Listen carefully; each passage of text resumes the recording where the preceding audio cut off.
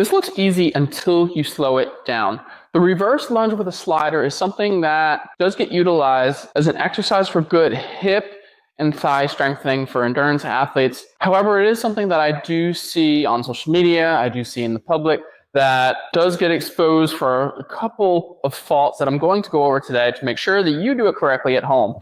So one thing we want to do when we do it appropriately, we want to make sure that we have our foot back on either the slider, a sock on hardwood or laminate flooring, dance floor in the dance studio of your gym, put a towel down for whatever you have at home. We want our foot to be able to slide. One thing I commonly see is that people will just come through nice and quick. But what that does is it helps us skip a lot of the good benefits we get from actual strength training on a exercise that does not require a lot of load, like a back squat, a deadlift, for example. So what you want to do and what you want to look out for when you do is we want to slow it down so we get better time under tension. We get better benefits from our strength. But what that happens, what some things that we can see that get exposed that you may not be aware of is as we come down into that lunge, we may notice that we have issues with controlling our hip.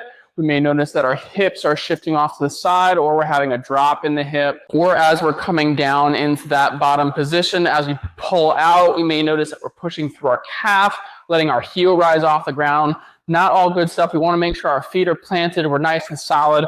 We want to make sure that this front leg is doing all or most of the work as we come up and down in a nice, slow, and controlled manner, keeping that leg nice and stable, keeping our hips and core nice and stable throughout the motion. And why this matters is because if we don't have good knee or hip control, we're not recruiting musculature from the right areas, we're going to have breakdown later in our running form and our running mechanics. It's going to lead to injuries potentially in the foot, the knee, or the hip. Give this a try. Let me know what things pop up for you down in the comments. And if you have any questions about how to fix this or what other exercise you could do to help better prepare you for this one, feel free to leave that down in the comments, direct message us, make sure you like and follow.